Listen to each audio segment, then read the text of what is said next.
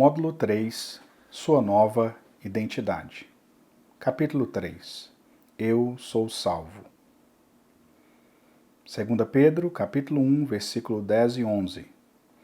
Por isso, irmãos, procurai com diligência cada vez maior confirmar a vossa vocação e eleição, porquanto, procedendo assim, não tropeçareis em tempo algum, pois desta maneira é que vos será amplamente suprida a entrada no reino eterno de nosso Senhor e Salvador, Jesus Cristo.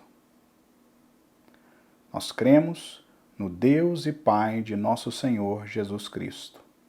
Cremos que Ele nos enviou o Senhor Jesus para fazer a eterna redenção na cruz do Calvário. Cremos que Ele ressuscitou e nos enviou o Espírito Santo, que agora habita em nós. Fomos salvos pela graça mediante a fé.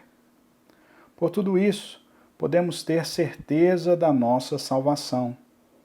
A certeza da salvação é uma das coisas mais importantes para nosso crescimento espiritual. Quando não temos convicção, não conseguimos nos relacionar com Deus corretamente. Pedro diz que a certeza nos livra de tropeços. Não há crescimento espiritual sem a certeza da salvação. Por isso, ela deve ser adquirida logo quando nos convertemos. Aquele que está inseguro sobre sua salvação não tem âncora espiritual. Sua alma não encontra uma rocha onde se apoiar. Sua alma vive cheia de dúvidas e angústias, pois ainda teme o futuro. Como alguém pode ser usado por Deus se nem mesmo tem certeza de sua salvação? A verdade é que, mesmo entre os cristãos nascidos de novo, muitos acham que não é possível saber com certeza se são salvos. Mas isso é falso. A salvação de Deus é dada ao homem para a eternidade. Uma vez que alguém nasce de novo, não há mais possibilidade de ele vir a perecer. Uma vez salvo, salvo eternamente. Preste atenção que não estou dizendo que um salvo não possa ser disciplinado ou corrigido por Deus. Nem estou dizendo que não haverá um julgamento para os crentes, no qual eles receberão uma recompensa se forem fiéis. Mas um cristão que é salvo não pode mais perder sua salvação. Uma vez que somos salvos diante de Deus, somos salvos eternamente. Nosso grande problema é basear a nossa convicção de salvação em nossas obras. Se nos comportamos bem, temos uma grande convicção. Mas, se agimos mal, então concluímos que não somos salvos, ou que Ele pode tomar de volta a nossa salvação. Se a salvação dependesse de meu esforço, então poderia ser que, quando eu deixasse de me esforçar, poderia perdê-la, mas a salvação é um dom de Deus. Efésios capítulo 2, versículos 8 e 9. Porque pela graça sois salvos mediante a fé.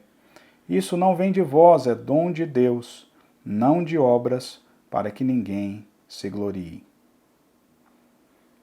Sua convicção de salvação depende de sua compreensão do que significa a graça de Deus. Graça é favor imerecido. Deus sabia quem eu era.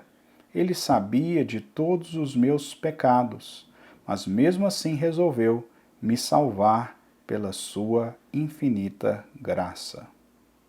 Se Deus nos dá a salvação para que mais tarde lhe devolvamos boas obras, isso não seria graça. O que é dado de graça não pode ser retribuído nem cobrado. A Bíblia diz claramente que a salvação é um dom ou presente de Deus. Romanos, capítulo 6, versículo 23. Porque o salário do pecado é a morte, mas o dom gratuito de Deus é a vida eterna em Cristo Jesus, nosso Senhor. Outro argumento importante em relação a isto é pensar que um filho não pode deixar de ser filho. Um filho gerado por você não pode deixar de ser seu filho.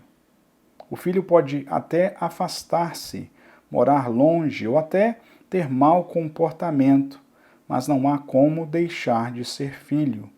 É uma questão de natureza, de DNA. Vocês compartilham da mesma vida. Assim, seguindo esse raciocínio, somos salvos porque somos filhos. Somente filhos podem entrar no céu. O mesmo acontece entre nós e Deus. Recebemos o poder de sermos feitos filhos. Fomos gerados da semente de Deus e agora somos seus filhos. João capítulo 1, versículo 12.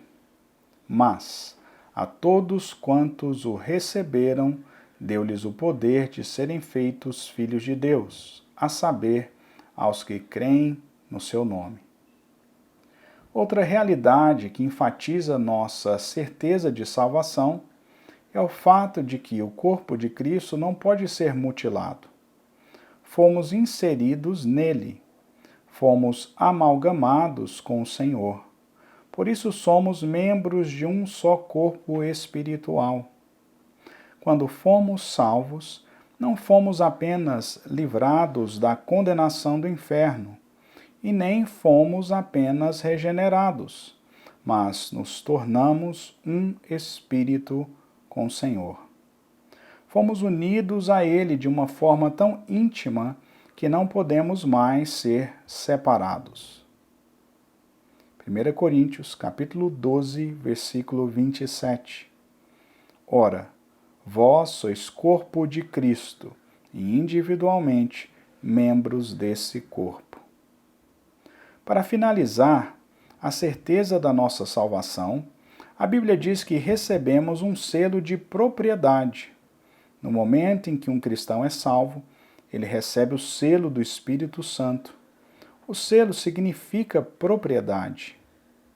Efésios, capítulo 1, versículos 13 e 14. Em quem também vós, depois que ouvistes a palavra da verdade, o evangelho da vossa salvação, tendo nele também crido, fostes selados com o Santo Espírito da promessa, o qual é o penhor da nossa herança, ao resgate da sua propriedade, em louvor da sua glória. Quando fomos salvos, Deus colocou o Espírito Santo em nós, como um selo para nos marcar, indicando que pertencemos a Ele.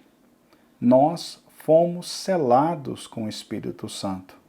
Fomos marcados com Ele com um selo vivo. Hoje somos propriedade de Deus. Se Ele pagou um preço tão alto para nos comprar, então Ele não medirá esforços para nos guardar. Nossa salvação está segura nas mãos dele.